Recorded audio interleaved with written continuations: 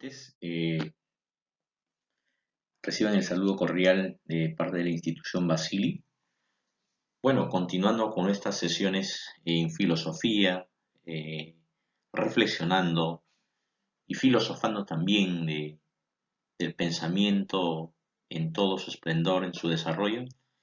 Bueno, vamos a llevar el día de hoy o complementar la clase anterior de la filosofía medieval o la filosofía del medioevo. Habíamos visto anteriormente sobre la patrística, ¿no? La patrística, los padres de la iglesia, quienes van a defender, tomando en cuenta a muchos intelectuales y en ese contexto filósofos, quienes van a fundamentar la estructura o van a defender a la ideología del cristianismo.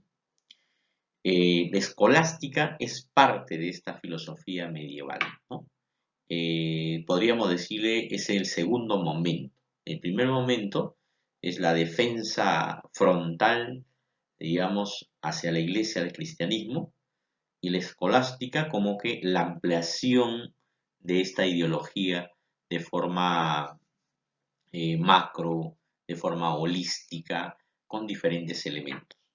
Dentro de este contexto, vamos a estudiarle a San Anselmo, a Santo Tomás de Aquino y a Guillermo de Ockham como los más grandes representantes de esta etapa de la filosofía medieval.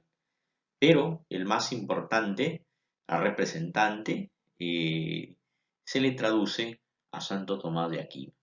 ¿Ya? Entonces vamos a empezar. Primero, definiendo la escolástica.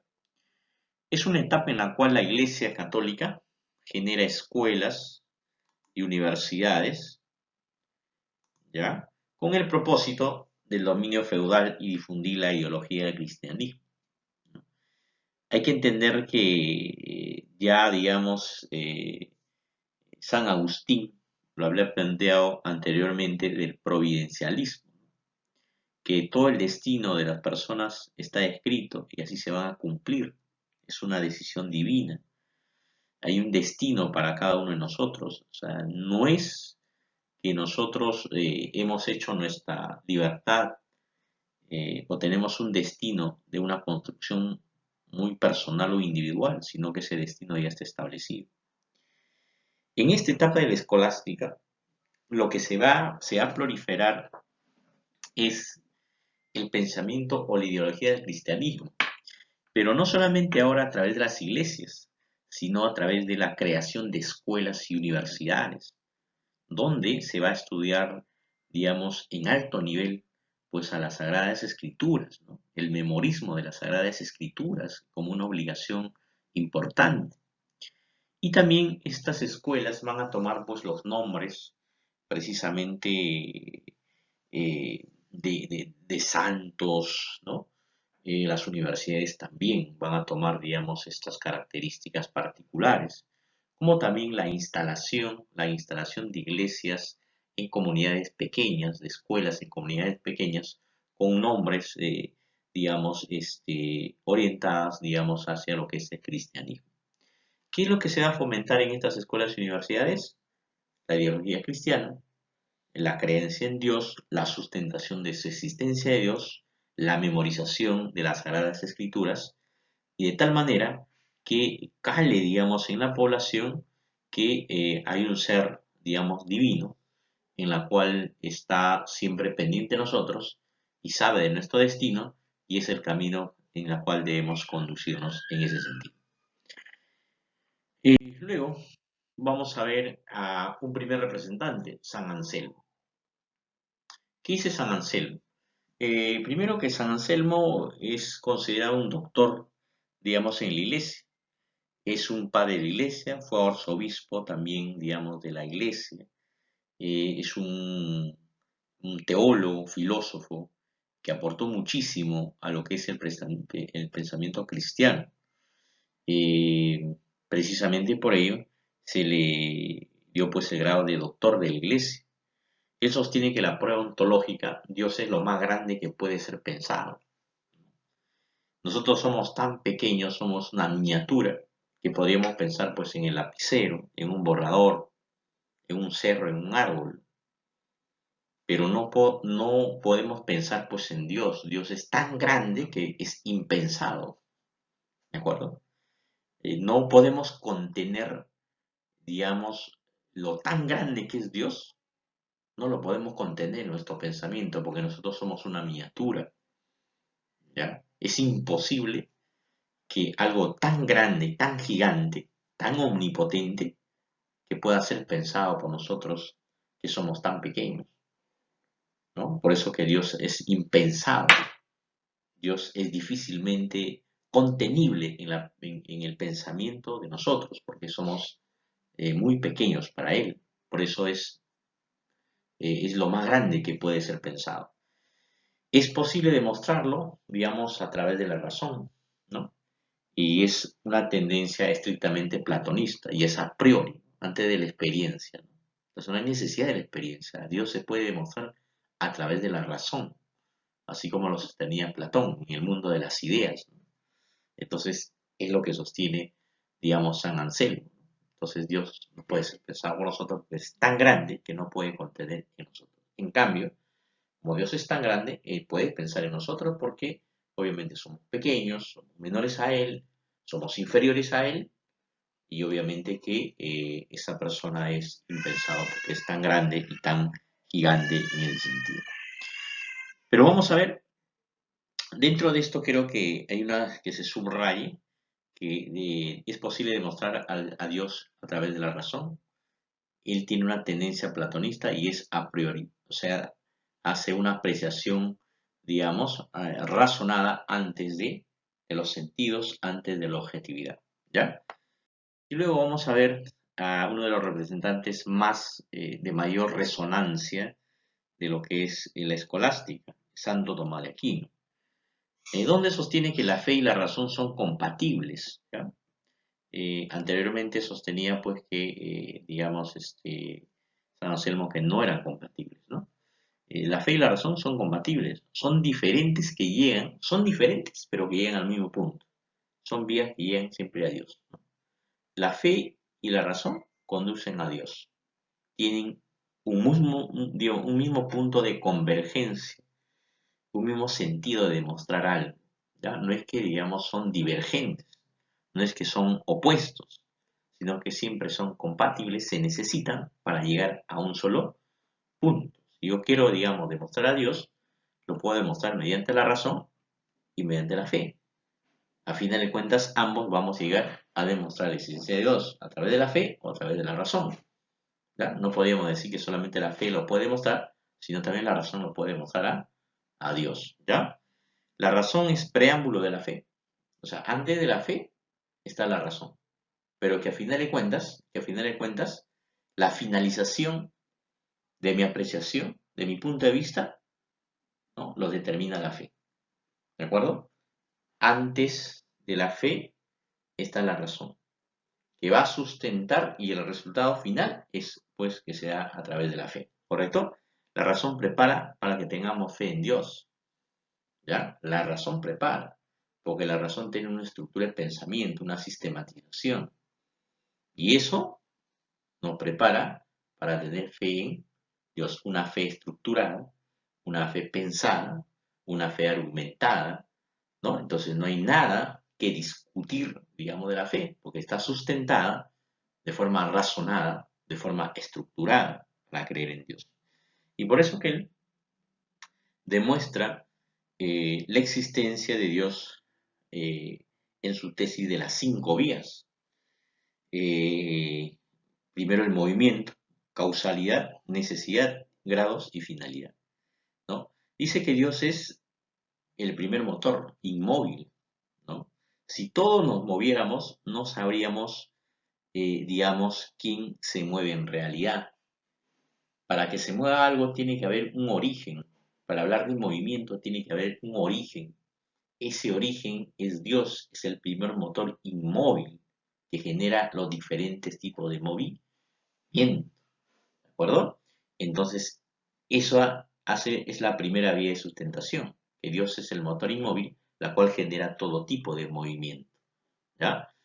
Y también es la causalidad, es la causa, ¿no? Para toda cosa que exista o ocurra, siempre hay una causa. Entonces, para que exista este mundo, esta verdad, esta realidad, hay una causa, y la causa es Dios, ¿ya? La causa es Dios. Y luego, la necesidad. Dios es necesario para que nosotros existiéramos, es necesario para que nosotros tengamos vida, es necesario para que, digamos, nosotros nos conduzcamos en el bien, es necesario. Dios es necesario para nuestra existencia. Dios ha sido necesario para nosotros haber aparecido en este mundo, ¿ya? Y grados habla pues de la perfección. Hay grados de perfección. Y como hay grados de perfección, el alto grado, el más alto grado es Dios. Por lo tanto, existe, digamos, ¿no? O sea, en todo hay cosas perfectas. En todo hay cosas perfectas, ¿verdad?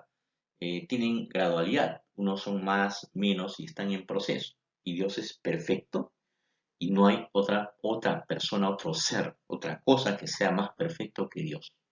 Es la última perfección y por eso hablamos de perfección, digamos, en todos los niveles de conocimiento. Y la finalidad es que Dios, digamos, alguien se encarga de ordenar, de mantener, digamos, en sintonía, ¿no? En organización que tiene, digamos, el universo y la vida en sí, ¿ya? Y eso es la finalidad precisamente de lo que nosotros vemos en la actualidad. En cuestión de la política, digamos, Santo Tomás de Aquino plantea que la Iglesia manda a los estados. Por eso la relación permanente que existe, digamos, entre política o gobierno y Estado, ¿no? Gobierno, Estado e Iglesia. Hay una relación muy permanente, muy acentuada. Y eso precisamente es lo que siempre ha planteado Santo Tomás de Aquino. Santo Tomás de Aquino, digamos, es hijo de condes, de emperadores, ¿no? De gente de Estado. Y él sostenía que la iglesia pues manda a los estados, que la iglesia está por encima del Estado. La iglesia está por encima del Estado. La iglesia, la iglesia, digamos, genera la tranquilidad en el más allá, en el más allá, en la cuestión divina, mientras que el Estado solamente satisface cuestiones materiales de este momento, pero el hombre no solamente debe vivir de ello, sino que debe vivir de la situación espiritual, y para ello es necesario la iglesia, para, digamos, redondear la felicidad del hombre. No solamente es una cuestión material que le da el Estado, trabajo, economía, cosas materiales, que garantiza el Estado, pero hay algo que le falta a este hombre. Le falta la cuestión espiritual, le falta la cuestión de creer, ¿no? Digamos, la necesidad de estar en un mundo totalmente distinto, fuera de lo material, para vivir feliz. Y eso es la que conduce la iglesia, por eso que estos dos, tanto el gobierno y la iglesia, deben estar siempre juntos. Y finalmente tenemos a Guillermo de Ockham, ¿no? Muy contrario, digamos, a San Anselmo, muy contrario, digamos, eh, a Santo Tomás de Aquino. La fe y la razón son incompatibles, ¿no? Incompatibles. La fe busca a Dios y la razón busca la ciencia. Muy concreto. Por lo tanto, persiguen objetivos diferentes. Entonces, el objetivo de la razón y la ciencia sería perder tiempo, digamos, demostrar o buscar o explicar quién es Dios. Sería una pérdida de tiempo, ¿no? Que lo busque la fe que lo busque, la fe que lo explique, la fe que lo sustente, ¿de acuerdo? Entonces, ¿por qué decía esto, digamos, Guillermo de Ockham? Porque, digamos, no, la ciencia se mueve a través de lógica, ¿ya? Y entonces Dios no se puede demostrar con la razón, es una pérdida de tiempo, ¿no? Entonces solamente a través de la fe que ellos lo demuestren en sí, pero no sin la aplicación de la ciencia y la lógica. Sería inconcebible que la ciencia pueda demostrar a Dios porque no tiene lógica. Entonces simplemente lo deja a la fe, ¿no? Entonces son objetivos totalmente distintos, a lo contrario, precisamente a lo que planteaba Santo Tomás de Aquino, y por eso se le consideraba un hereje, ¿no? Que incluso fue perseguido, digamos, en ese contexto por estas ideas digamos, sobre fe y razón. Es muy conocido por la teoría de la navaja, donde plantea pues que una explicación es mejor si es más sencilla, ¿no? Una explicación es mejor si es más sencilla, no hay por qué, digamos, profundizar en el ser, en el no ser, en la complejidad de las cosas, cuando nosotros de forma natural podemos revisar, podemos analizar inmediatamente las cosas que están en tu entorno y podemos explicarlas con objetividad sin necesidad de utilizar, digamos, términos, digamos, llamados científicos y que simplemente tienen un afán teórico, ¿no? Eso más o menos con relación a lo que sostenía, pues, imagínate lo que podía enseñarte en matemática Aristóteles, que también, pues, tenía un gran dominio, y hablándote de la ciencia, de la física, del ser, no sé, de la materia, de la potencia de la materia, etcétera, ¿no? Y es más sencillo, pues, demostrar tal vez con lo que va a hacer Descartes en adelante de la ciencia y la matemática, que es mucho más concreto, ¿no? Imagínate a Aristóteles enseñándote en un momento determinado física y lo que ahora entiendes a tu profesor de física, a tu profesor de geometría, inmediatamente. Esas son cuestiones concretas donde sostenía, digamos, Guillermo de Ockham con la teoría de la navaja. Bien, estudiantes, eso ha sido todo, digamos, sobre este tema de la escolástica. Esperamos pues que ustedes también profundicen por su propio criterio, que es un tema muy importante para entender, digamos, a la iglesia, su estructura y lo que va a corresponder pues a los temas siguientes. Muchísimas gracias por su atención prestada.